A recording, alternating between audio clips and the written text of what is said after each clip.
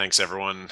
Welcome. This is the quarterly spring meeting for the Phius Alliance, now the New York chapter. We're going to talk a little bit about that in the first 15 minutes here. My name is John Loescher. I'm the president of the chapter for the past year. So I'll be your MC today, but I won't speak for too long. Hopefully we can get right into the speakers, which I'm really excited about today.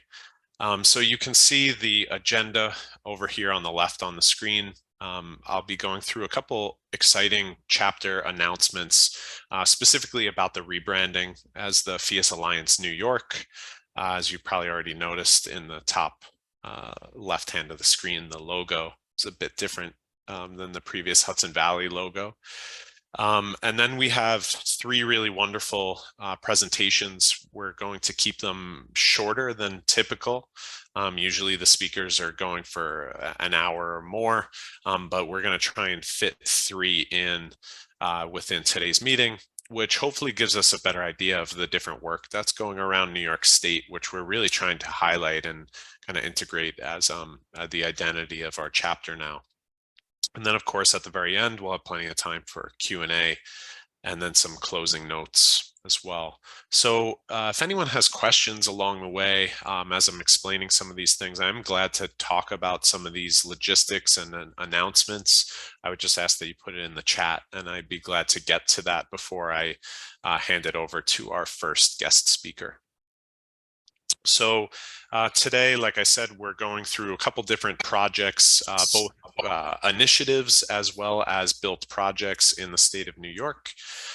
And really the reason for looking more kind of at a cross section of New York State is because we're trying to really expand the reach of our Phius Alliance chapter as much as possible. I know there's a bunch of people in here, Dan Levy, James Hartford, Lauren, et cetera, that have been with the chapter for a very long time. The chapter started in 2015 in the Hudson Valley in a small coffee shop with just about a dozen of us meeting. And, the quality has not decreased since that time, but certainly the reach throughout not only the Hudson Valley, but New York State has increased quite a bit. And since the beginning, we've always had a lot of complaints from people outside of the Hudson Valley. Hey, we can't make it to your meeting. I'm in New York City, I'm in Rochester, I'm in upstate New York, even Albany. And we all know things are difficult during the week to get down physically to an in-person chapter meeting. So we're really trying to collectively reconsider what the format of our chapter is like, what our strengths are, and how we can leverage those strengths in order to serve our constituents in New York State a little bit better. So I just want to first reiterate the mission of the chapter is to make passive building mainstream. It used to be in the Hudson Valley and beyond, but now we can officially say in New York State and beyond. Although we are the New York chapter, we are the only affiliate chapter with Phius in the Northeast. So while we are branded as New York, we also do reach people in New Jersey, Connecticut, Massachusetts, etc. Now, throughout the pandemic, we got really good at all these virtual meetings, and we will maintain quarterly virtual meetings so that we can reach everyone across the state in more of a regular fashion.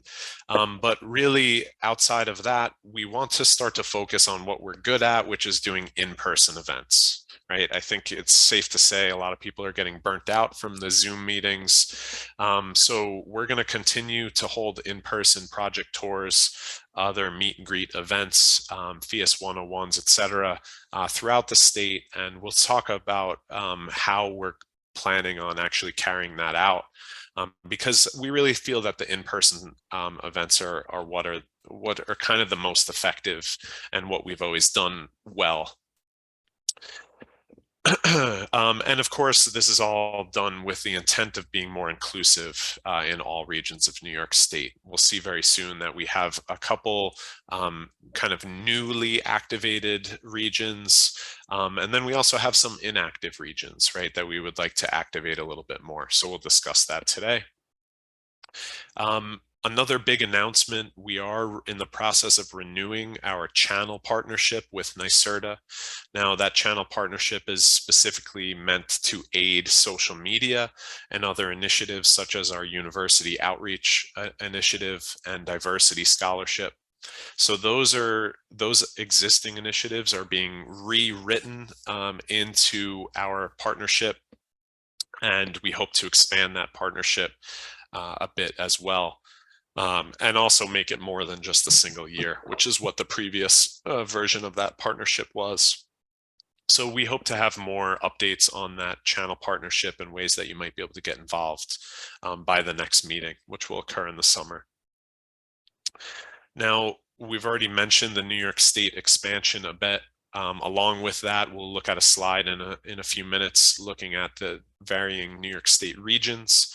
And then obviously there are going to be some logistics involved with rebranding, largely with our website, and then the way that our website, our local website interfaces with the larger national website. So I'll speak about that a bit. Within the chapter organizational structure, we have expanded our board of directors. So we're going to welcome our new board members. We're hoping to kickstart regional committees, which is kind of a new concept. Typically before we had, tech committees, marketing committees, etc. Now with the introduction of these regions, we'll be able to hold regional committees so that we can really focus on the needs of the individual regions, which tend to be very different. Right, Western New York is going to be very different than the needs of New York City, typologies, different amounts of professionals, etc. And then just a reminder, our next Board of Elections, we're always looking for new board members. We will have a couple existing board members that will be sadly terming out in September. So if you have any interest in becoming another board member, we are hoping to continue to diversify the board and bring in people from different regions, which we'll again speak about in a few slides. And then, of course, we'll look at membership as well. So kind of a state of the chapter, where our current members are located, how many we have, and speak a little bit about this membership drive, which we just received a grant from our Phius chapter for. So a couple more details about the chapter rebranding. We currently have pha-hv.org, obviously clearly problematic in that URL that we're now the Phius Alliance New York. We do plan on working on all of these issues, as well as updating logos, updating board members, etc. So look out for those changes over the summer. Along with those updates, we're hoping to update our directory. So the goal is that all paid Phius Alliance members, that's through the national chapter, will be able to be listed in our directory. We do have a number of companies listed in our directory already, and it is severely in a need for updating, so we are working on that. As well as an update of completed projects. The last time that we made this update to our website was about 2 years ago. There's been an exponential amount of certified projects that have come online since then, and we are hoping to get those. So if you have a project and you're a member that you'd like to share, please do reach out to info@pha-hv.org, and we can work on getting that posted to our website for you.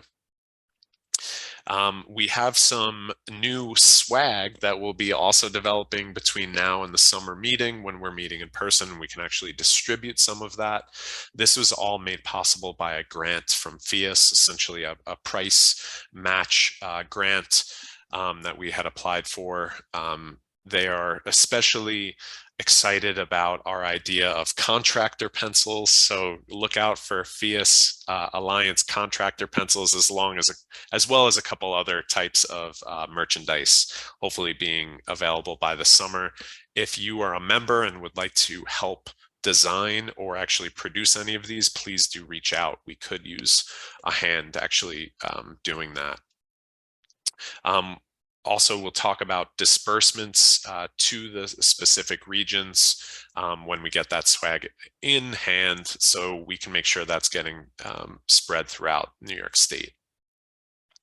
Last, on the chapter rebranding, we're working on a new table display for conferences and other events. We already have really beautiful pop-up displays for a tabling event in Syracuse just a couple of weeks ago, the New York State Green Building Conference.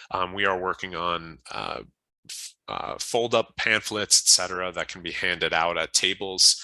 If there is an opportunity to have the Alliance at an event or a conference, please reach out. We are sending this table display around the state essentially, and we'll develop a second set if needed. Okay, so a few more announcements here. First, we expanded our board by 2 seats just a few months ago. We ended up voting on the new board members in January of 2023. So I will welcome these new board members in a second, but I do want to just take a moment to acknowledge Lillian Moore, which I don't know if Lillian's here right now or not. She's been on our board since 2015, one of the founding members. Lillian has generously volunteered to step down in order to make some additional seats available so we can continue to diversify throughout the state. So that's how we're getting 3 new board seats right here. Lillian is with Building Logic out of New Paltz and has contributed a lot of technical expertise to the chapter, as well as helping to cross-pollinate with the NESI community, which she's also a big proponent of. So Lillian, I'm not sure if you're here, but just thank you for all the work that you put in. Now, I know I'm already taking up more than my 15-minute time slot, so I'm going to go through this quick. I just want to welcome the 3 new board members, Laura Lubnowski, Kyle Barber, and Neil Rosen. We have Laura and Kyle coming from Western New York, so they will be heading up the Western New York region. And then Neil is located in Long Island, so he'll be heading up the Long Island / NYC, what we're calling the Metro New York region. So thank you guys for volunteering. We're really excited to have you for many different reasons, mostly the kind of breadth of expertise and different experiences that you bring to the table. I'm really excited to have in our leadership roles. Okay, I'm just going to keep moving here. Chapter organization. So this is what we've proposed within our board. Essentially, we have 6 regions throughout New York, obviously different sizes. Our Hudson Valley region has always been kind of the bread and butter of our chapter. Obviously, this is where we have the highest concentration of paid Phius Alliance members. But we also have a good deal in Metro New York City area, being New York City and Long Island.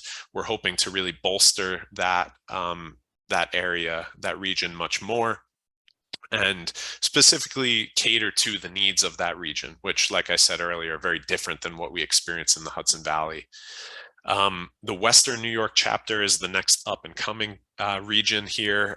Again, largely headed up by Laura and Kyle right now in both Rochester and Buffalo. We are already planning some in-person events in that region. And if you're in that region, please feel free to reach out and just make yourself known so that we can get you more involved. Our Adirondack region and our Central New York region are probably the least densely populated. We have a few CPHCs kind of scattered around. As more CPHCs make themselves known in that region and volunteer to get involved, we do hope to engage those areas a little bit more with some in-person events as well. Right now, the state of the organization, as official Phius Alliance New York members, we have 84 paid members, which we'll see why that's significant on the next slide. Our goal is to break 100 by the summer, which hopefully is no problem at all. We're only about 16 away. So we're looking forward to that and hopefully exceeding that by quite a bit shortly after. If you'd like to become a member, and I'll say this again at the very end, the process has changed a bit. Go to phius.org/alliance. You're going to join as a professional, right? So you'll go through the registration process, pay your registration fee. At the end, you can actually log in as into your Alliance membership page. And what you'll have to do is just select your Alliance chapter. You're going to change that to the Hudson Valley or the New York chapter. Now, this is really important to us as a chapter because we get 25% of your annual dues, right? So in addition to our NYSERDA funding, and in addition to, the very modest streams of income that we have, we really do rely on our membership annual dues that come from Phius. So the more people that we have that select the Phius Alliance New York as the affiliate chapter, the more money that comes into our bank account once a year, and the more ability we have to do these in-person events throughout the state. Couple upcoming events, just naming a few here. We have one very soon, March 24th. We just voted on this as a board, the AIA Westchester Hudson Valley conference that's going to be in Mount Kisco, New York. We are looking for people to help staff that table. We will have a table there. So if you have any interest in doing that, please reach out and let us know. Similarly, we have upcoming NESE Boston, that's Building Energy Boston. That's going to be the 28th and 29th of March. We would love to see you guys there. We have a lot of members in both the NESE community and our community. And then just giving you a kind of save the date. In June, we'll have an in-person tour here in the Hudson Valley. Alessandro Ronfini of Demo Architects has volunteered his own home, which you guys might recognize this really beautiful project. It won a design award at the Phius conference last year. So he'll be opening the doors to this, and hopefully we'll be tacking on an in-construction project that's just down the road as well.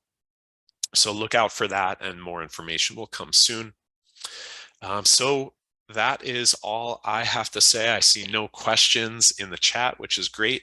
So I can now hand it over to Chris to start his presentation. Chris, if you want to share your screen, it's all yours. Excellent. All right, thanks, John. Yeah, exciting news. Let me see. There we go. All right, everyone see my screen? Cool. All right, so yeah, my name is Chris Striley. I'm a senior manager here at Sustainable Comfort. Here, a little bit about myself.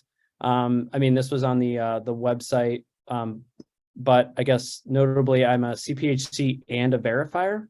And I really started off as a verifier 2018. Actually, it might have been 17. And I have a piece at the end on kind of a little bit about our projects and the verification side of things, because it's as CPHCs, I feel that everyone's doing a really great job. And then in the field to actually see those things installed correctly is kind of a challenge. So a little bit about Sustainable Comfort, energy consulting firm that services the Northeast, New England area. We have various projects across New York State, Massachusetts, Connecticut, and many of those being passive house projects, which we'll share with you today. So I guess I'll start with what we're seeing in the industry and how it relates to Phius and passive house. We're seeing funding sources more and more include passive house as a way to unlock incentives, unlock competitive points with your state agencies in Massachusetts, in Connecticut, in New York. And really, it's I feel like they're using the kind of game theory, and this competitive nature really drives developers and our builders to build to better standards, which includes Passive House. So HCR is the affordable housing agency in New York State. And they recently opened up what was called CEI, Clean Energy, their Clean Energy Initiative. And that is to meet our climate goals through the Climate Leadership and Community Protection Act, focusing on affordable housing. Also, they actually, at the New York State Green Building Conference, just mentioned, Samantha Pierce, the VP of Sustainability, mentioned that they're doing a little bit of unregulated offers. So they have a 9%, 9% tax credit, a 4% bond deal. They're also doing unregulated offers. So something to research to get a little bit more into. But so what HCR is doing is they have to submit to the state. There's a baseline entry. And it's, LEED, enterprise, the standard energy efficiency programs.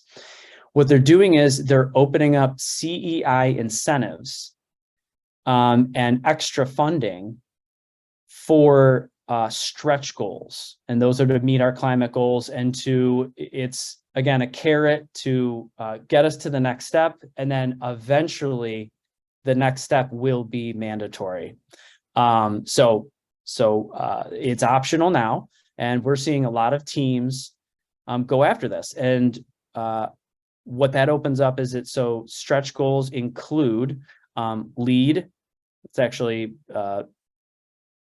gold plus LEED 0, enterprise green plus, and then Passive House. And so we are seeing a number of teams, because Passive House is kind of a very straightforward, in a way, a straightforward certification, so we're seeing a lot of developers pick that option. The Federal Home Loan Bank is offering, and which I guess I'll quote a developer, 5 points, which is a big deal, on a Federal Home Loan Bank of New York.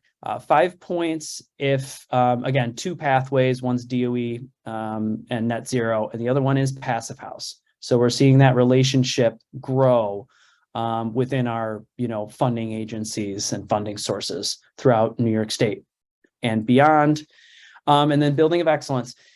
It doesn't directly incentivize Passive House through that competition that is now closed. Round 3 is closed, and they will be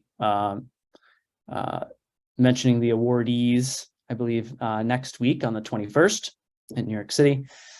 But Phius checks a lot of boxes. There's, there's replicability. There's also co-benefits within a home. There's human health and safety. There's a number of kind of categories that you're scored on. And, Passive House certainly checks a lot of those categories. Passive survivability. And so what we're seeing is Passive is a roadmap for developers in New York State. It aligns with our goals. It's beneficial, reduces operating costs, and it's that differentiator I was talking about. It's pretty simplified messaging to a developer. It is a challenge, but sometimes a little bit easier to navigate than your LEED or your EGC. So with the Building of Excellence competition, what was considered? Well, envelope considerations, but just to briefly talk beyond that, peak load is coming up in the conversation. Material selection, embodied carbon. We don't want to be putting and installing all of this, foam on our Passive House to make them energy efficient. There is alternatives. Building of Excellence encourages to build in disadvantaged communities, and ultimately building these buildings without incentives or subsidies through, low operating costs is a benefit to that. So the projects that I'd like to highlight are all across New York State, mostly in the central region and western region of New York. But we have a few to highlight here of affordable passive house projects. The Baird Road project, which all three of these are Buildings of Excellence Award winners. Baird Road is a funded, it says waiting for HCR funding, my mistake. It is a funded HCR project, and it's in Parrington, New York. It has permit and is breaking ground. Westside Homes in Buffalo, New York, another funded HCR project that is fully under construction. I believe they're framing and trying to dry in currently. Installing the roof, putting the roof on. Creekview Apartments in Canandaigua, their phase 2 was awarded Building of Excellence awardee, and their phase 1 was the first upstate passive house project, affordable passive house project. And so I'll get into Creekview phase 2 a little bit and touch on phase 1 because it was, again, the first affordable passive house project in upstate New York, and there were some challenges with the verification side of things. So Baird Road in Parrington, New York is a 76 unit, 2-story building, affordable housing building. Some of the items and some of the design features to highlight, it is an all electric building. Excuse me. It has, oops, there we go. So it has a semi-central domestic hot water delivery. And what's, I guess, unique about this is it's actually pretty straightforward. It's a packaged heat pump hot water heater, one that is available at, Home Depot and Lowe's and your local retailers to make it easy to service and maintain. That would feed 4 units. So it's a semi-central, along with the ERV, which is also a semi-central design. This would feed 2 to 4 apartments. So again, trying to save on cost with mechanicals, and it is a 1-to-1 air source heat pump.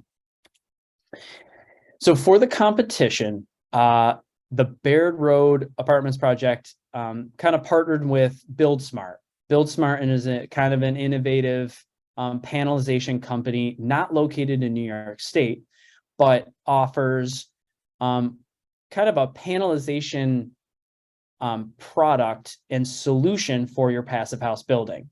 So there's really nothing proprietary about this, but they're just kind of sandwiching materials together and putting them together in a way that's kind of passive house certified and approved. And so ultimately what we wanted to do was keep panelization for the speed at which you can construct and the cost savings of the panelization.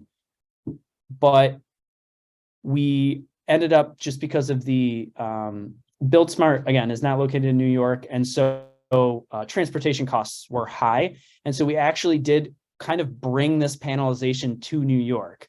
We did find a company in Rochester that was able to really act in the same manner as BuildSmart would. So I think that's kind of at the essence of what NYSERDA was trying to get at. We were trying to spur these kind of innovative products and solutions in New York State, which I feel we did with this company. So it is a panelized wall construction. I believe our, actually just too big, I think. Yeah, so we'll be using a zip R9 for continuous installation, and cavity insulation. Due to this project being passive house, we would be able to fit all the solar, on-site solar on the roof, and it would cover the entire building utility usage.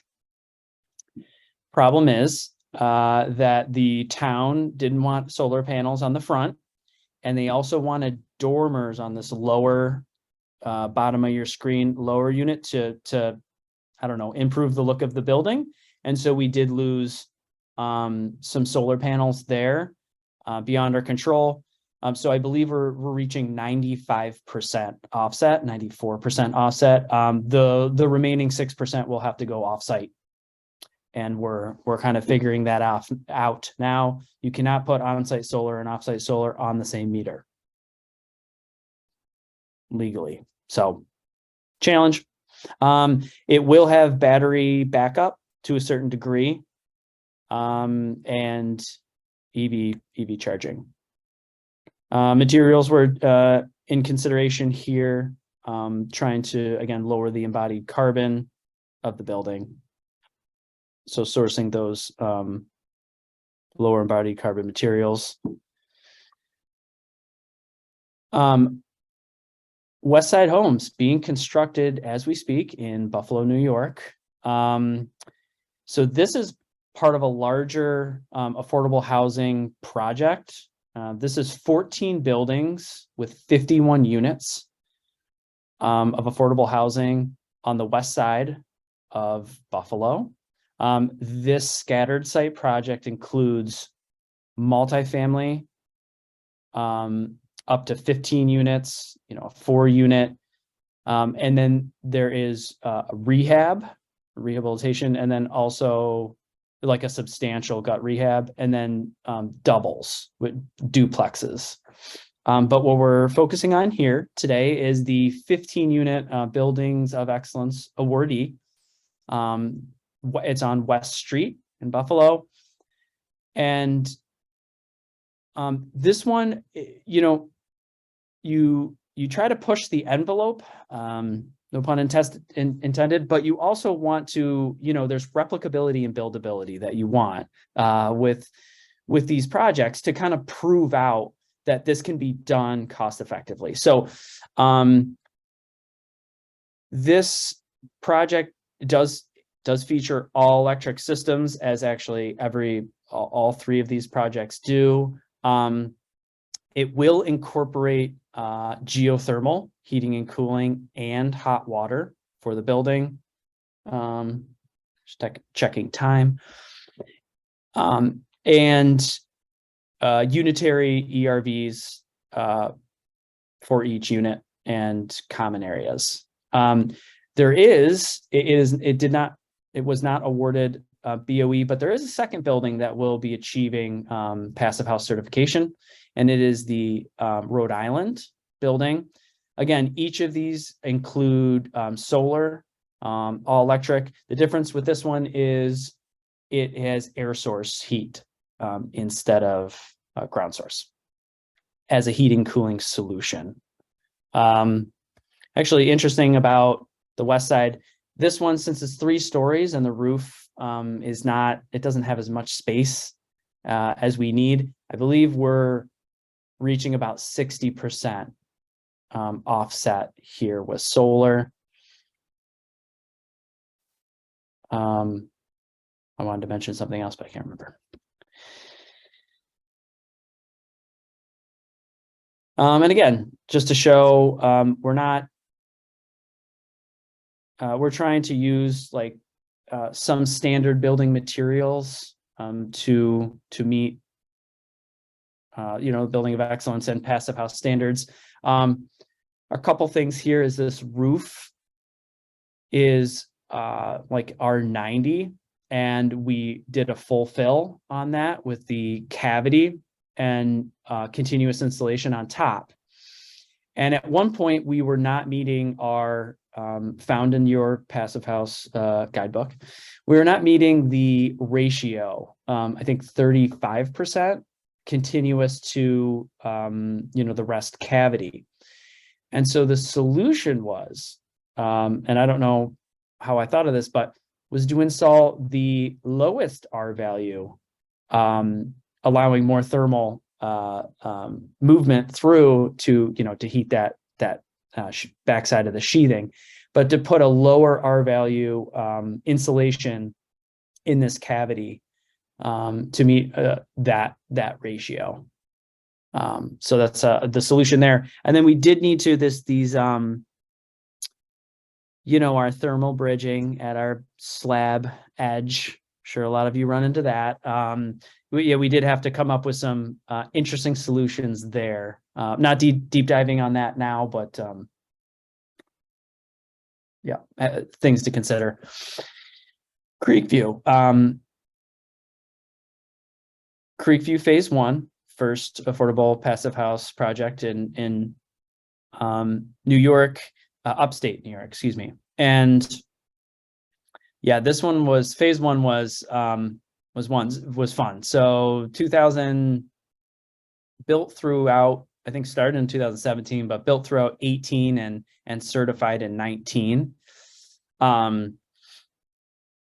The first phase was 96 units of passive house and affordable construction. They're in 8-plex configuration, so 4 down, 4 up. Everyone has their own entrance, so not 8 doors, but 16 doors, because they all have their own patios. So many doors, many thresholds to grapple. This one, because they're smaller buildings, this needs not as much internal load. We needed to use a hunter panel. So standard zip was not available because the largest on the market right now is our 12. We needed an R19. So we did do an R19 hunter panel, which comes unfaced. So we had to deal with actually 2 layers. Let's see, 2 layers of kind of OSB unfaced. Really doesn't have a water or air barrier on it. So it was troweled on, liquid applied, and we did have some challenges there as a kind of a concept to this. And I think I get into that later. If not, I can touch on that and come back to this. So the story of Creekview and really the developer, which is DeMarco, they in River Knoll, listed here, was built, back in 2014-15. Great project, was LEED, but full all gas project wasn't really meeting our climate goals now, certainly not at the time, but still a good project. And as you can see from like source EUIs and HERS indexes, not a bad project, just the project it was. The developer, through some of those funding sources I mentioned earlier, took the leap and decided to do passive house. And so that is Creekview 1, Phase 1. As you can see, a reduction in our HERS, our site energy, operating costs came down. So a really good decision. And that is completed. And Creekview 2, Phase 2 is, it did go after the Building of Excellence round 2, I want to say. And that took it a step further. It included full solar on all roofs, geothermal heating and cooling, and hot water, and combined the systems from the first one. The first phase was all kind of unitary, and it actually did have some gas. That was version 2015. So, and our target was 0.05, if you remember 2015. targets. So yeah, here's the wall. And I'm running out of time, so I might move through this quickly, but so our primary air barrier was behind the Hunter panel, and then the Hunter panel was installed, and the it was left raw not left raw, it was raw OSB, and then we put Tyvek over it. Phase 2, we're going to actually bring that primary air barrier out to the face of the Hunter panel. We actually get to remove not only a liquid applied on the inner surface, but then the Tyvek on the outer surface. And this might change a little bit techniques. So yes. Oh, the attic space. Yeah, the concept was to tape it. Well, we didn't spec them to tape it, but they taped it. And, you're upper right, that's what happened. Then it was spray foamed. You also can air stop, but you have to seal that primary air barrier, which is your ceiling. And this kind of leads me into verification. Again, it's the verifier and rater's job, passive house rater's job, to uphold your design, the CPHC's design, right? So as we see an example of an attic hatch, this was caught by the CPHC, and hey, we can't have blocking all the way up. We need a thermal break, right, to prevent a thermal bridge. That's awesome. They changed it. They changed their red line. That was great. How do we think it was installed? You are all correct. It was not installed correctly. So I climbed the ladder and I asked, I don't act as the CPHC on this project, by the way. I act as the verifier, and I climbed the ladder and I said, hey, where's the thermal bridge here? And they said that the attic hatch would sink and slump if they put, insulation around it.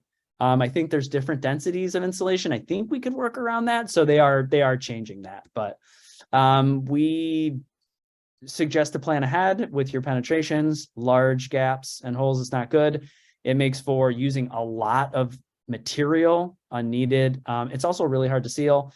Again, sleeves, boots, always a good planning ahead stage to do that. This was Creek View, just to mention, this full piece of 2-inch insulation to prevent a thermal bridge was at a 45, because the industry knows to cut that at a 45. And that's how they came, because that Energy Star allows you to do that. We caught it at the verification stage, and of course the CPHC wanted 2-inch, and that's what was installed. Yeah, Creekview 1, we had a failure in the primary air barrier. We can talk about that later.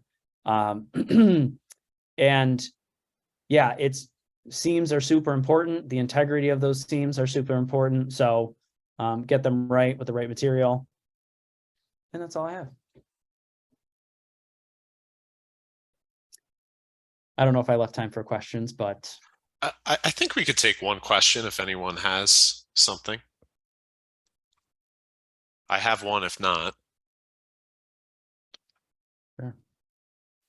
If anyone has a question, wants to unmute, feel free.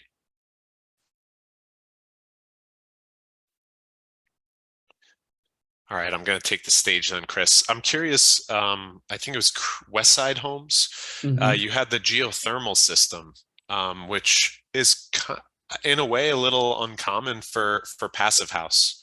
Was there a cost benefit analysis on that, and what the effects of having the geothermal would be? Like, what was the intent behind that?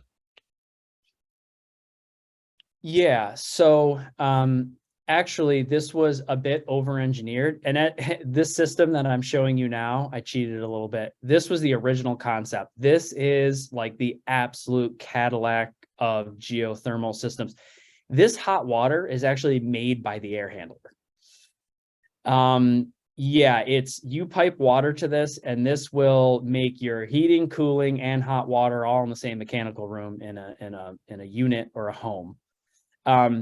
We brought in they brought in a design build geo, and they saved about $400,000 by going a little simpler than this and cost effective. Yeah, I mean, geo, we're seeing a lot of teams struggle to put in geo. Wells are getting more expensive. So I think the building of excellence competition helped, which I think that's the intent. Hey, take the leap, try to get this done. But we're seeing a lot of teams who committed to geo. Just something happened, I think, during the pandemic after that, that made those wells and the feasibility of that a lot lower than it was, if that answers your question. Yeah, no, for sure. Thank you. Yep. Just to take one more I saw in the chat from Reed, can you describe the failure in the liquid flashing? I think you caught everyone's attention with that. Yeah, absolutely. So this was a Synergy product, and I want to see if I can find a bigger. Yeah, well, so on the right is the Trowel-On product, and I think, and so it was a trades training and it was a workforce training issue, that it was just spec'd that there was a liquid applied, Trowel-On air and water barrier, and the individuals that were installing it didn't really understand why they were doing it. They thought it was for one property, not the other. I think they thought it was for water and not really air, which both are super important. And I would feel if you get a crack, water can also get in there. But and so yeah, we did find those cracks in the primary. And so it was discovered that the elastomeric properties of this, they weren't a good fit. It was good for the surface of the board, but not for the seams of the board. There was also, again, that trades training. So yeah, material selection, and also, the trusting your subs to install that correctly. So we did move to a Prosoco product, and that worked a lot better. Beautiful. Thank you, Chris. Appreciate Yes. the presentation. And if anyone has any other questions for Chris that might come up, save them for the very end. Anytime we have after the other presentations, we can revisit Chris's presentation too. Beautiful. So thanks again, Chris. I'm going to now welcome Laura, one of our new board members. If you want to take it away, Laura. Great, thank you.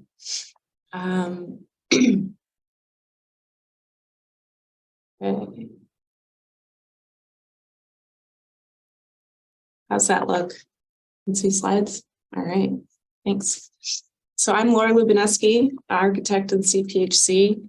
I'm a clinical assistant professor in the Department of Architecture at the University of Buffalo, which I'll refer to as UB, and new to the board of directors for Phius Alliance, New York.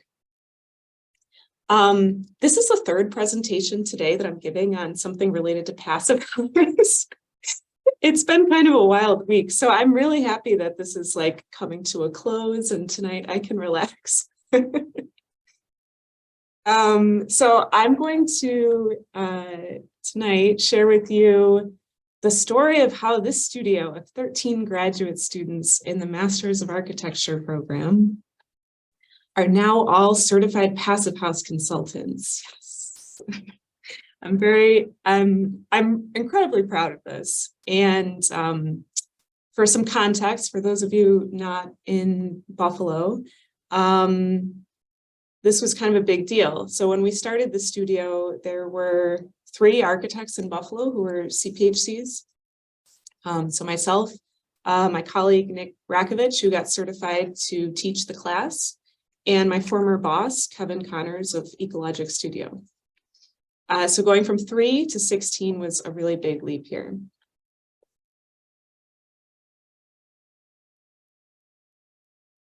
So it's taken several years for us to get here.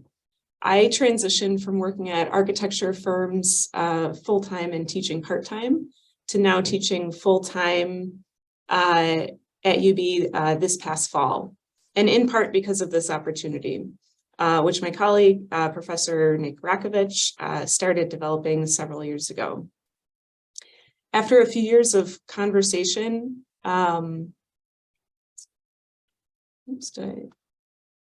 Yep. So after a few years of conversation, in 2019, the UB School of Architecture and Planning signed an MOU with the local community organization, Push Buffalo, which stands for People United for Sustainable Housing. And the MOU had 4 goals: to promote equity and climate-related justice, improve the quality and performance of new and existing housing, establish new pathways to jobs for UB students and community members, and increase education and training opportunities for both UB students and residents. The CPHC studio that the students were in this fall is part of the education and workforce training that is part of a joint UB push project that is supported by Phius Alliance, Hudson Valley, now New York, and NYSERDA through Program Opportunity Notice 3981 for energy efficiency and clean technology training. The goal of that project is to develop and deliver a cooperative training program that focuses on passive house, residential weatherization, and commercial building audits. I'm one of many people contributing to this project. Here is the current cohort, which includes UB students and faculty, Push Buffalo members and alumni, as well as our project advisory committee, who we meet with quarterly. And we've purposely included other educators from RIT, RPI, and New York City College of Technology, because we want to share what we learn about the curriculum development with other schools. The first UB course sponsored by these partnerships was in the fall of 2022, just as I was coming on full-time to UB. We called this the Green Reconstruction Studio, and it was led by Professor Nick Grakovich, who by this time was a CPHC. The course was 7 credits, met Monday, Wednesday, Friday afternoons for about 6 hours each day, and over 16 weeks. Students had the opportunity to take the CPHC curriculum as graduate students at no cost to them.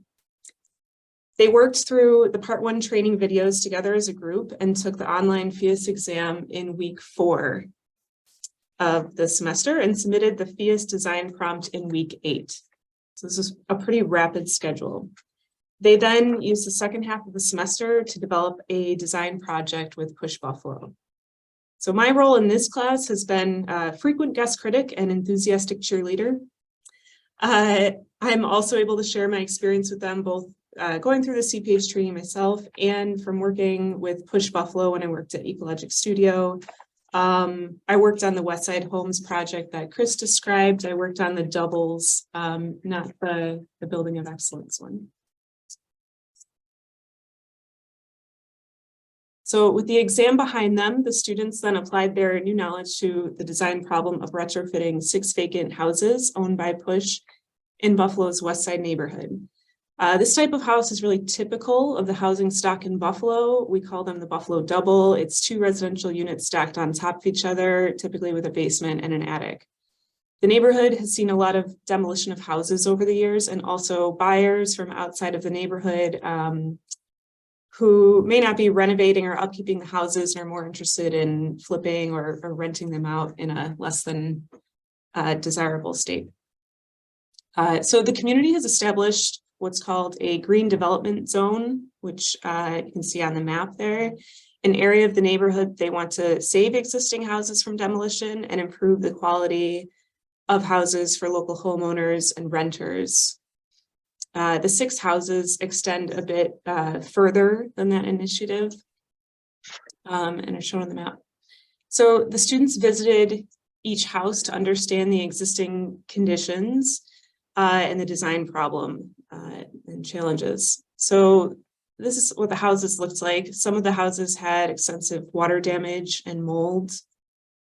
And the students also discussed, what's worth salvaging here, if anything. This house, 33 Parkdale, was one in the best conditions on the exterior, at least. And then the students broke into teams tackling different parts of the project. So one team did existing conditions, and they produced 6 sets, one for each house, showing the photos, the site, initial site plan, and then annotated floor plans, elevations, noting dimensions, materials, and structure, which honestly, I was proud of them just for getting that far. This is a lot of experience for graduate students to have. So the first big challenge the students were faced with was the reality of the tight urban lots. In many instances, you could touch both houses at the same time as you walk between them. And they found that this required a 1-hour fire rating on the sides of the houses and put constraints on the windows on the lengths of the houses. The proximity of the houses to the lot lines also posed a challenge for the insulation strategy to retrofit these to passive house levels.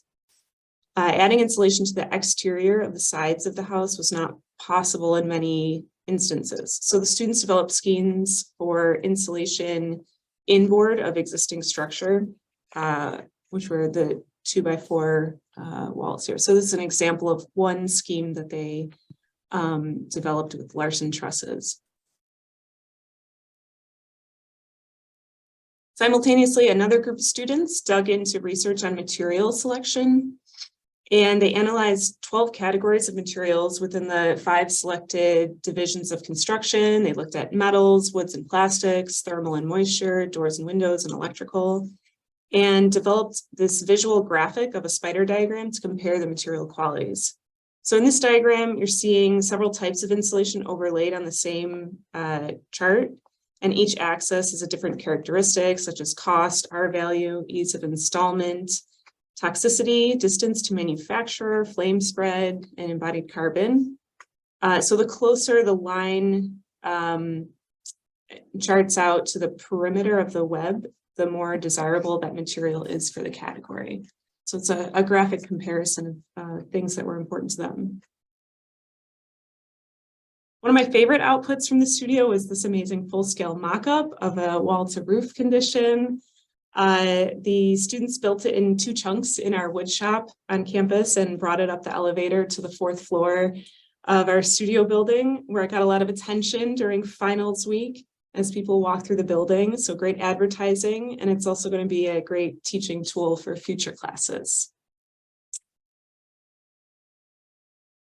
So for environmental control systems, the student team analyzed Preston Passive House certified houses in our climate zone and researched what products were available and appropriate for space conditioning, balanced ventilation, and domestic hot water. So they looked at Westside Homes as one of their precedents. And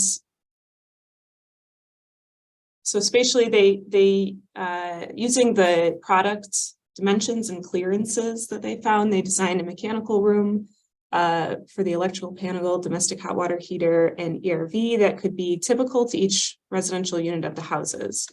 And they did one for with and without photovoltaic dedication. They also produced solar studies for each site, considering the unique conditions of the house, rotation on the site, dormers, and required clearances. So the final review at the end of the semester was, according to the students, really exciting and an engaging experience. Instead of simply presenting their work, the day was really dedicated to getting feedback from as many guests as they could, as the project is not over yet. As you can see in the bottom right image, everyone had a red pen. Marking up the drawings was heavily encouraged, and it also resulted in some great suggestions that are jumpstarting the current spring semester. So you'll also notice some matching shirts here on the left. The students decided to make these a pseudo passive house fraternity and screen printed t-shirts that say geek instead of Greek, and use the Greek variables from passive house thermal bridge calculations. So I now have a custom U Psi Chi t-shirt in my wardrobe. And we also celebrated the more traditional way with the custom grocery store bought sheet cake. So between the cake and the t-shirts and the subsidized CPHC exam, there was a lot of interest in the class, which we held again this spring semester. We've maxed out our class capacity with 17 students. 6 are returning students from last semester and 11 are new. So while the returning students continue with the retrofit design, the new students have been completing their CPHC training. March 1st, they took their online exam, and today they submit their design exam. So this semester, the students are grappling with constraints of the Buffalo Green Code, which is our form-based zoning code that sets restrictions on proximity of houses to each other, building height, and porch conditions. And to address the variety of conditions, the students created this kit of parts of wall types such as I-joists, double studs, Larson trusses, and their corresponding junction details. And they have also been making these amazing decision trees, which help them understand, like follow their decision-making process and understand how they got their answer and why, and be able to apply it to another project in the future. So this is a wall detail decision tree. And here is a roof detail decision tree.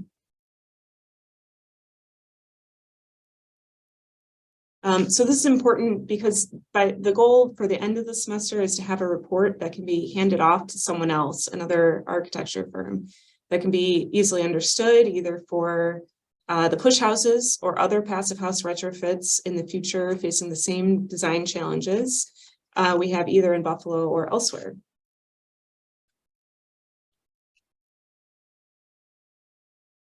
And so they've continued taking the drawn details, analyzing them in therm to understand thermal performance in our climate. And this is the double stud wall and a corner detail transitioning a double stud to an I-joist. Yeah, showing that transition there. So after studying these conditions, taking everything down to the studs, taking off roofs, putting new roof structure up to accommodate more insulation and the weight of solar panels, and demoing a lot of this interior, the question arose more than once. What? Somebody need to mute. The question was, would it just be better to demo everything and build new? So they're considering this question, and which would be more environmentally friendly in the end, the severe retrofit that we're facing or a full demolition and new build.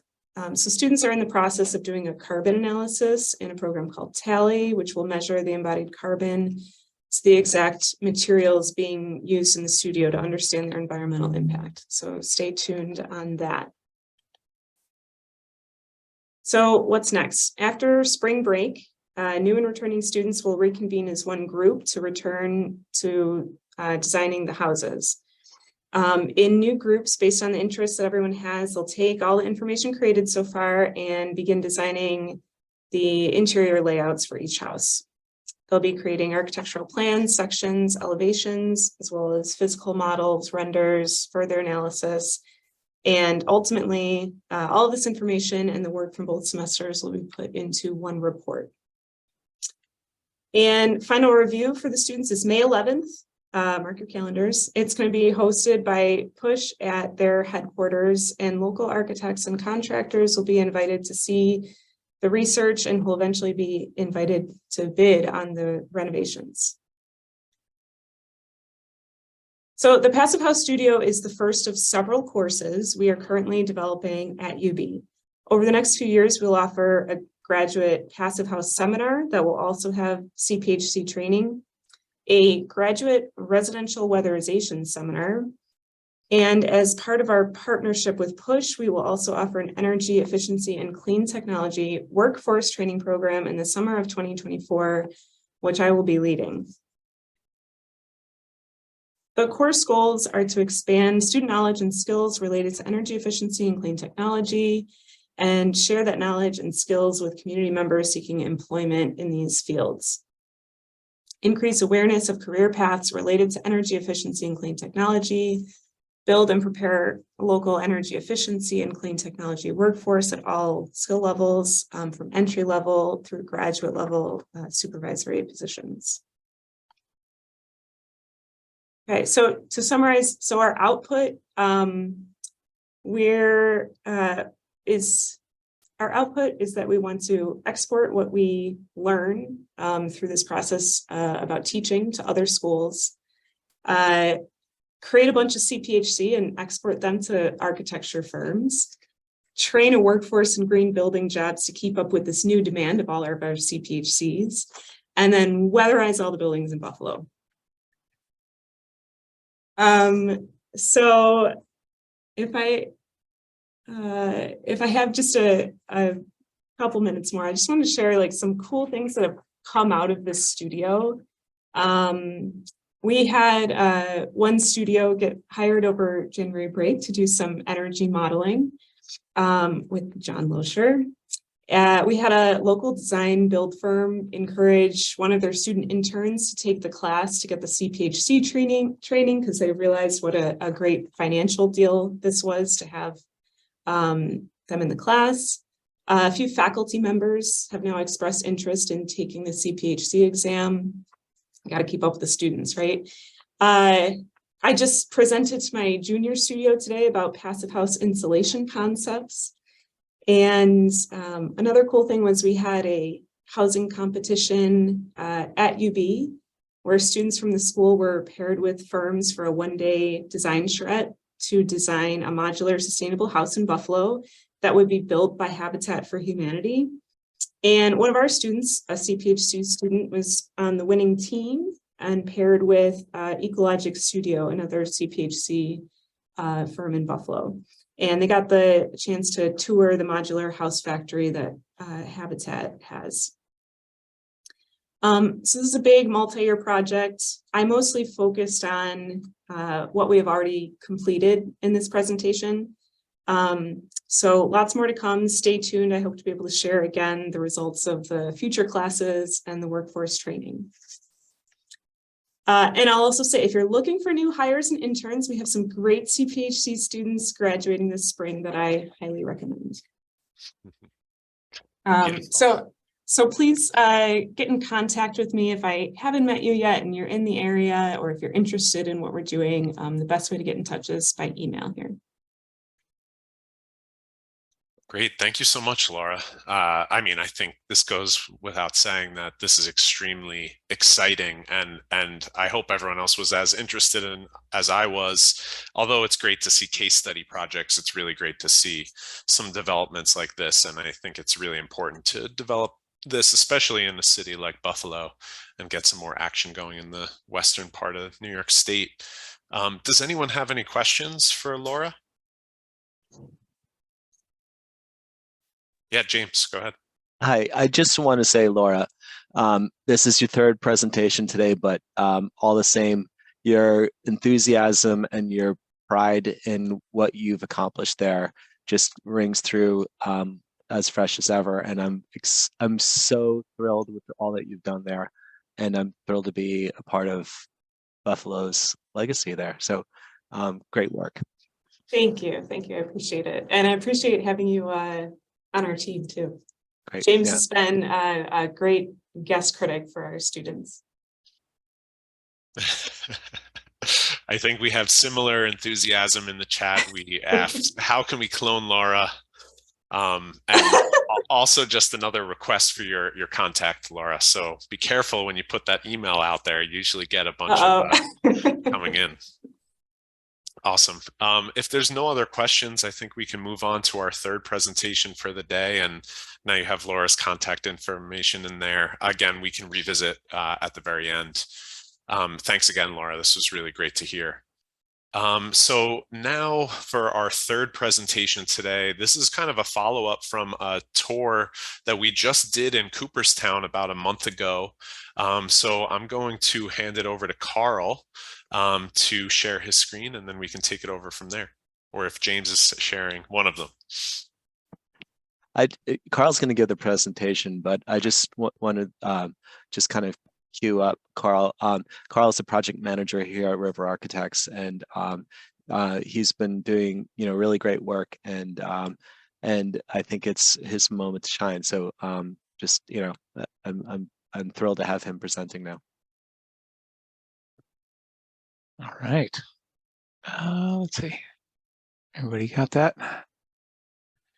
Okay, so yeah, hello everyone. So I'm Karl Hansen, as James mentioned, project manager here at River Architects, and we're pretty excited to show you a couple of projects we've got going in the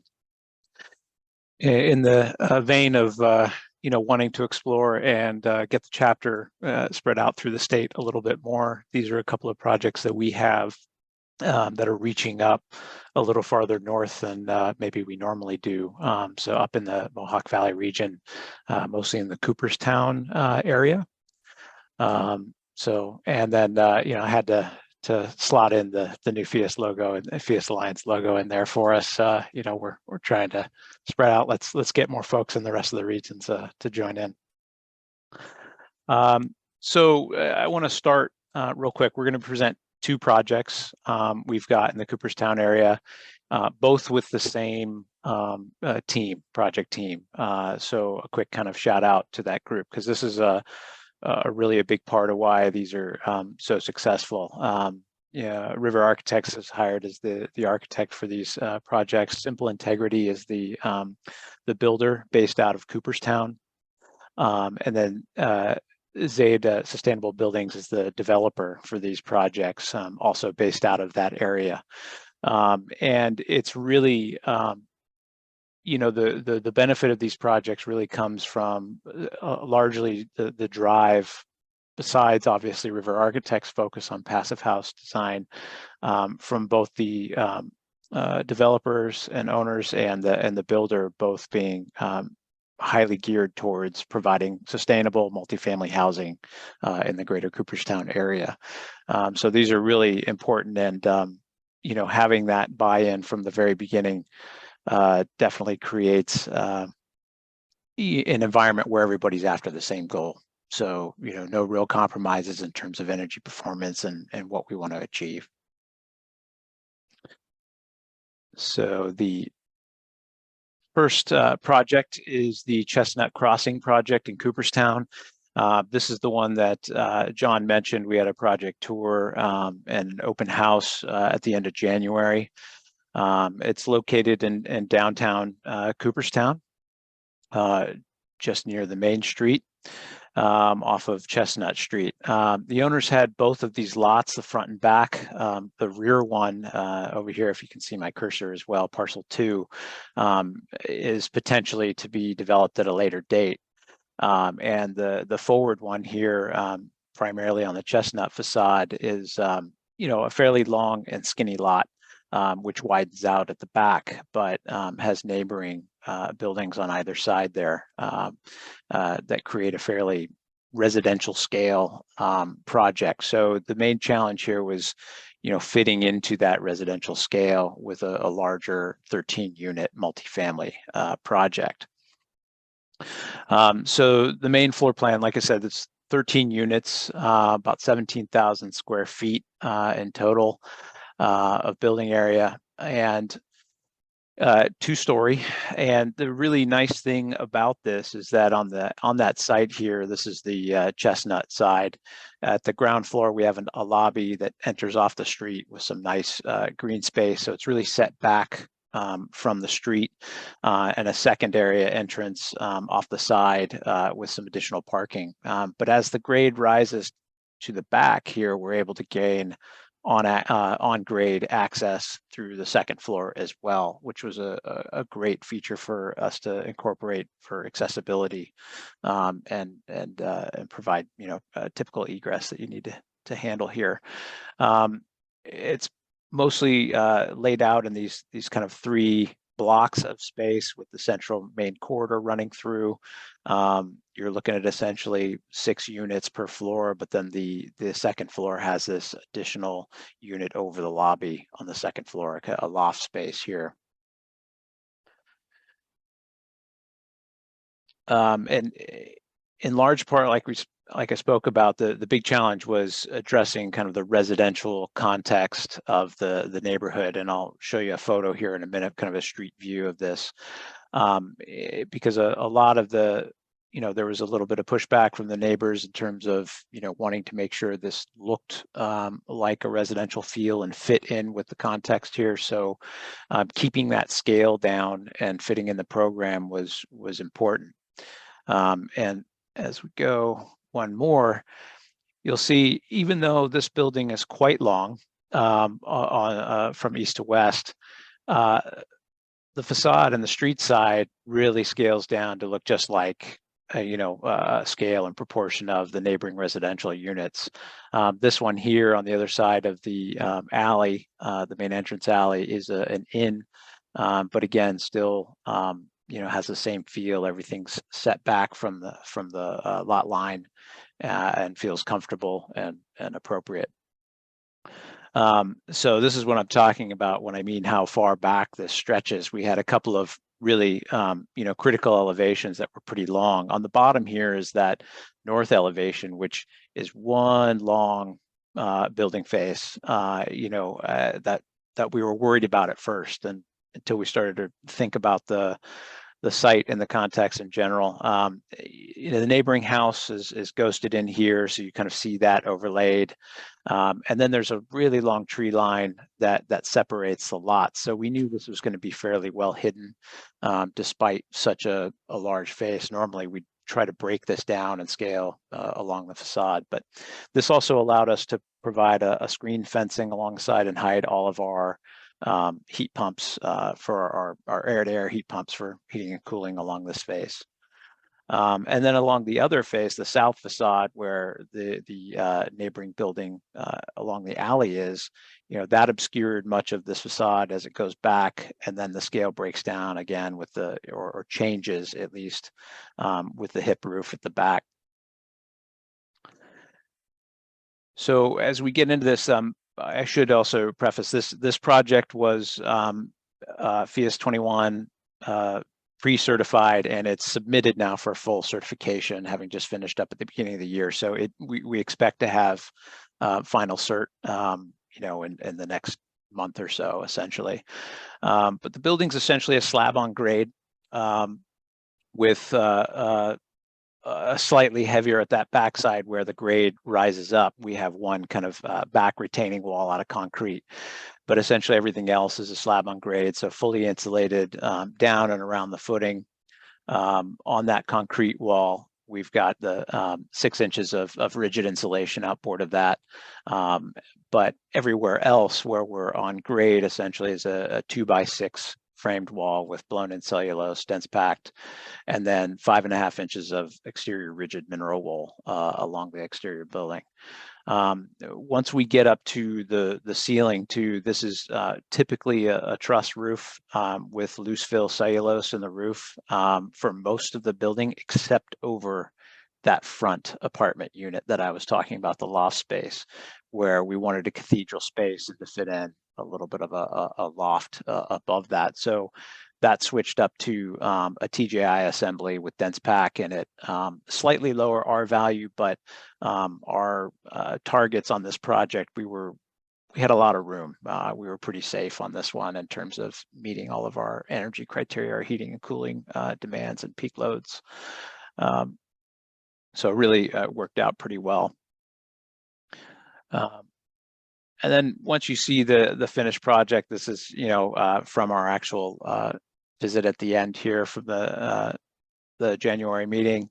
Very, again, just residential scale. You see, as far as systems were concerned, we had a semi-decentralized system, a couple of rooms on both floors that were centrally located, provided the ERVs, and then had primary ducting systems run out over the hallways, and then into each unit before hitting the distribution boxes and supplying distribution to for ventilation to each unit. Part of our goal with that was to minimize the penetrations through the firewalls from the hallways into the units, so we didn't have to group up a bunch of the 3-inch flex tubes that are going to individual distribution, and instead bring in one transfer duct before we distributed within the unit. One thing, lessons learned on that one, I think looking forward, we probably prefer to run out just the simple distribution boxes ahead of time, or go with a slightly less centralized system, mainly because, from our contractor and builder's point of view, what's really nice about the Zender units is they pretty much can provide all of the systems or all of the components for your distribution within that. And when he had to go to these main trunk lines, he's got to utilize typical metal ductwork, which is more of a challenge to seal and make transfers into the other Zender components. So he liked the idea of potentially changing that back to distribution boxes earlier before you go into each unit. On the left side, the hot water system was provided by typically Rheem hybrid units. We had spec'd this out originally as just the hybrid heat pump units only, but he ended up going with a couple of those and then a purely electric resistance kind of backup tank, and I think this is a cost measure because the 2 heat pump units were able to supply enough of the water most of the time, and then at those higher demand units, even though that's how they're designed with electric backup, the additional tank really helped kick in, provide any high demand uses really efficiently, and would only be used periodically. Again, similarly to the ERVs, the hot water systems were semi-decentralized. We'd have a group of them in 3 locations to the building to serve essentially, a combination of, I think, 3-4 units each, and then distribute from there. And then just some photos of the finished spaces. This is kind of our central staircase area. And again, because of the access to grade at both levels, we were able to, have a nice open central staircase with 2 other dedicated egress points in terms of, fire code and egress requirements. So we're able to capitalize on that and make a nice central space. The unit on the right there is that front apartment with the loft space, that little spiral staircase going up. So, creating a special space up there and taking advantage of that front unit, also getting the view out onto the street. Let's see, how am I doing for time here? Okay, so we'll go right in. So again, yeah, feel free, we'll take questions at the end. I'm just kind of going quick overview over each project. This is the second one with the same group, builder and developer. This is the bank lofts. It's located in Richfield Springs, New York, just north of Cooperstown by, I think, about a 20-minute drive or so up on the next lake over. And this project was historically a bank building. Prior to that, it was actually a food grocery store originally with some units above. And then quickly after turned into, was acquired by the bank and used as a First National Bank. And so it's kind of interesting. We're now going to be returning this back to its original intent. Essentially, we've have a commercial tenant on the ground floor, and then 9 units in the building, 4 on each floor, the second and third, with 1 accessible unit on the ground floor at the back of the building. One quick note to add to this, the first project with Cooperstown was fully privately funded, but this project, we were able to go after a few different award programs. So this one's been awarded construction funding through the Carbon Neutral Community Economic Development Program through NYSERDA. And then additionally, it was able to, we submitted this to the Buildings of Excellence Early Design Support Funding. So for those of you who don't know, with this latest round of Buildings of Excellence, they split that into two funding opportunities. One was for the what they had been doing previously for all the previous rounds, which was construction funding. And then they split out a second category where you could apply for early design support. So that would go directly to design fees associated with making this energy efficient and meeting higher energy performance standards. And then in addition, this project, it wasn't currently on the National Register of Historic Buildings, but there's also pretty substantial funding available through the National Historic Tax Credits. So it has applied for that status in order to make use of those. So there's going to be a few other things that we incorporate into this building that are slightly higher cost, but because of the funding, we're able to take advantage of to help the process. So this is located in downtown Richfield Springs. This is the historic photo of the space. And as it stands today, you can see some of the molding has disappeared that was once there. And so, and you can see also then some of the obviously window replacements that have taken place. Some of the mullions are missing where you can see that has been taken out. And when we apply to the historic tax credit funding, we're going to have to restore some of those elements and obviously be subject to preserving as much as possible, which obviously, as you'll see in a minute, was already really desirable because of the beautiful character of this building. So, we found some fun things in there once we got the basement lit up. I couldn't find the photo of it, but I think we found a poor little a cat skeleton down here. Someone had found its way down there in the past. But then you see all this historic, some of the folks that have obviously occupied or been part of this building at some point back in 1911 and the early part of the 20th century. So it's pretty special to discover those things. On the ground floor, after the bank use, we've got these beautiful quality materials that we're really looking forward to maintaining and using.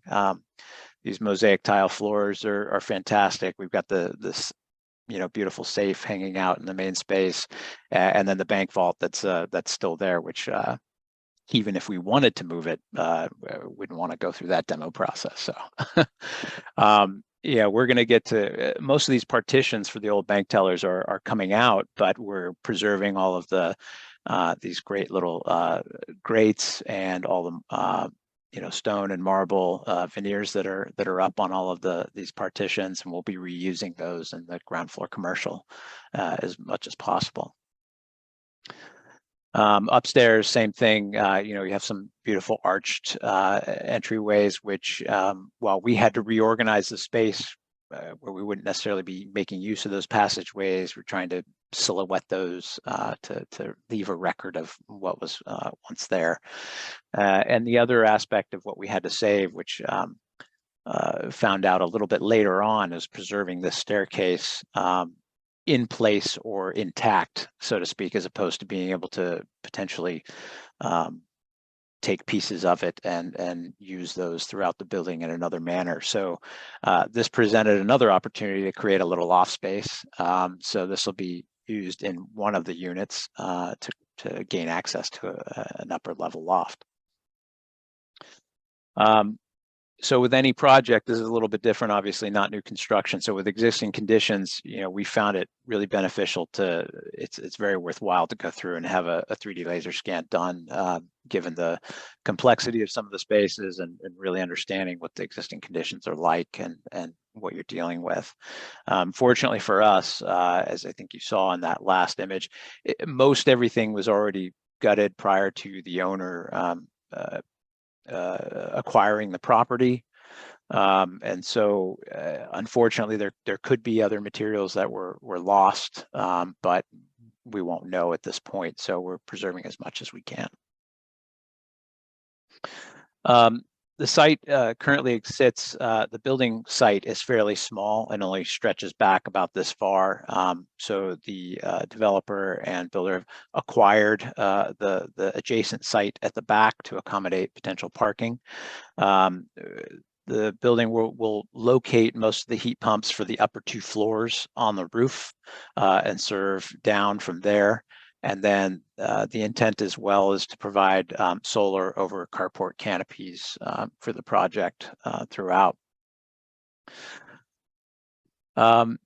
Basement level, because of head height issues, is not a habitable space, so we won't really be able to make use of that in any sort of storage capacity. So it's going to be primarily just mechanical.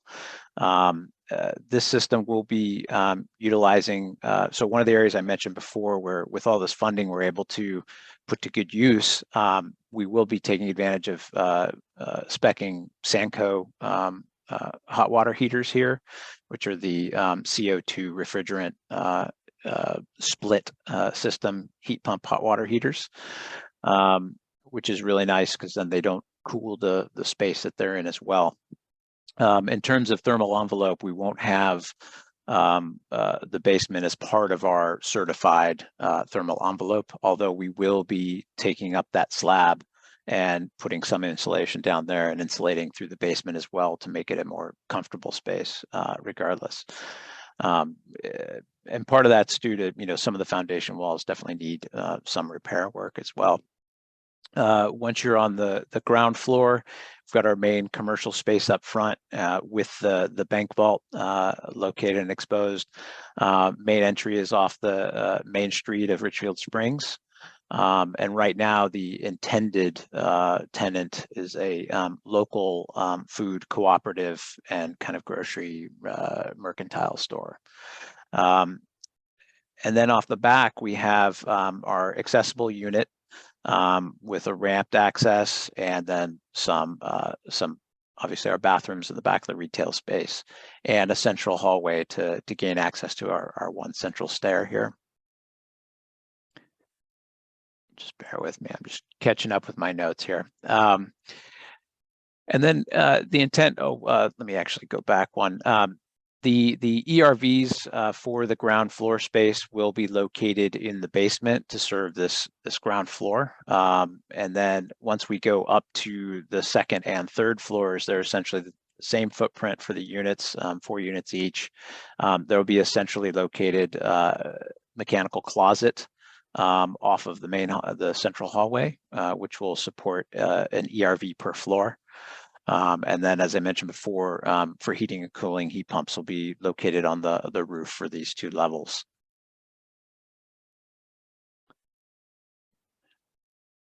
So a little bit more explanation here then, as I mentioned before, basement will be outside of our core thermal envelope for the unit. What we're not showing here is obviously there is unit to unit air tightness requirements, and then in addition, air tightness separation between the commercial space and the residential, and those are modeled separately in terms of WFI energy modeling for Phius certification. On our walls, so this is where the tricky part came in. We've got the building is essentially a heavy timber building with a full brick veneer on it. So primary structural is in that exterior heavy timber framed wall structure. And since we're not able to really gain access to the sheathing from the exterior, you know, we can't really treat that surface in the same way. So our approach to this is to utilize mineral wool bat in that first cavity, and then we'll be furring out additionally to the interior with another layer of mineral wool, and then provide our air barrier layer to maintain essentially that greater than 35%. And in our case, it's I think about 30-70%, 70% to the exterior of the air barrier of our insulation layer, before we do our interior furred out cavity with dense packed cellulose. In the basement, we'll be adding a couple of inches of rigid to the exterior wall and under slab. And then we're adding mineral wool bat to that floor cavity to separate between the basement and the ground floor area. Upstairs on the roof, existing framing cavity will be dense packed cellulose and then rigid mineral wool to build up the roof for additional insulation there at a minimum of 8 inches. Doing okay. All right. So just to go back over, this is kind of our main diagram of the ERVs. So basement located ERVs applying ventilation separately for the ground floor residential unit, and then also separately for the commercial space. And then each floor having its own ERV distributing out to each unit. And as I mentioned before, you know, on the previous project, we wanted to avoid those kind of big trunk lines going out and instead just go straight from distribution boxes because of that, such a tight communal corridor space. Distribution's very minimal and really just runs out cleanly horizontal into each unit with pretty short runs. So we're really not going along, you know, big long hallway primary like main trunk runs in this project.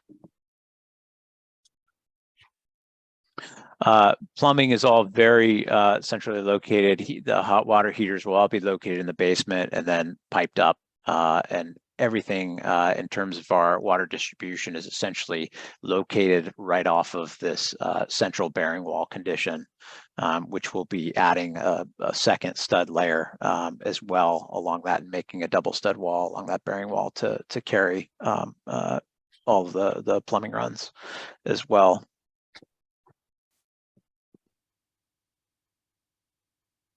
Well, I guess that was it. So I made it a little under time with a little bit of time for questions. So hopefully that was a pretty quick overview, but obviously happy to answer anything that anybody has to ask. And maybe James has a couple of things he wants to add. If I missed anything, I'm not sure. Great job. Well done. Yeah, thank you, Karl. This is also a really great presentation. I'm just now sorry that I missed the project tour. Yeah. If anyone has questions, feel free to unmute and we can take questions. I'd like to take questions about Karl's presentation first, but we can also take questions about the others as well. Chris, is that a hand up? It is. Okay, cool. Yeah. So, Karl, great presentation. Thank you. So couple questions. One is, how comfortable was the structural, and how did you deal with code putting insulation underneath your footer? They didn't give us any issue there. I think, you know, it was fairly new to the Cooperstown code officials, or rather the county code officials, because I think it's the same ones handling the Richfield Springs project. But I think that, you know, part of it too, you never underestimate the value of having good relationships. You know, our builder is already very well known in this area and has completed many single family residential projects to Phius certification standards. And so, you know, I think usually when they see his projects, they're pretty quick to say, "Oh, this looks great," you know, and they tend to be pretty relaxed with him. But yeah, they didn't really give us any concern or raise any issues with that. Yeah, and it's pretty commonly done. I mean, having insulation with the rated bearing capacity that's adequate, you know, many of the insulations actually have a higher bearing capacity in the soil that they're being used on. So it's really kind of a non-issue. Okay. Yeah, certainly getting everyone comfortable with. I've heard that sometimes code doesn't allow it, sometimes structural won't sign off on it. So good to hear that this is being done and people are getting comfortable. And yeah, agreed with the compression. We'll just have to tell the attic hatch guy that. And my last question is, so it seems like you're comfortable foam free in your vaulted roof space. Could that be translated to a flat roof I just see the ratios, as I mentioned in my presentation, the ratios of foam. As soon as your cavity gets thicker, your foam needs to go up. So I'm wondering if we could just eliminate the foam and go foam free. I just know there's some building science principles that, some people aren't comfortable with an unvented full fill truss space or something. Yeah, well, we've had there's some continuing conversations actually with another project that Karl is working on with us here, but we definitely subscribe to the mantra of foam free. So we really want to avoid using those petrochemicals largely. I know that there's some other alternatives to that, but we try to avoid foams. And by placing the air barrier in the right space, you should be okay. But that it does seem that the building science has changed a little bit. Not that the science has, but our understanding of it. But that is an ongoing conversation. Karl, if you have anything to add. No, I think that pretty well covers it. I should mention too, actually, just in terms of one of the, I think I made a point meant to make with the bank lofts project and why we chose mineral wool in that exterior wall area was also due to just any moisture concern coming through that brick layer. And not being able to treat the sheathing outboard of that. We will be treating the brick there, with a siloxane sealer, essentially to try to manage any additional absorption through the brick. But again, because that sheathing layer, it's all open kind of board sheathing. We expect that there may be some moisture migration through that exterior at some point, which is why we wanted to go with the mineral wool. Great, thank you.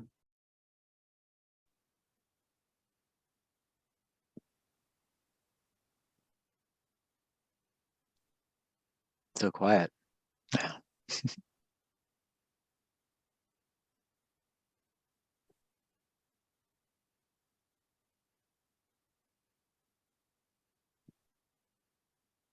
All right. Well, if there's no other questions, thank you guys so much. Just a really great presentation. It's really good to see a retrofit. So I think we can start to close down the meeting for this afternoon. I am going to just end on a revised upcoming events based on some of the conversations earlier.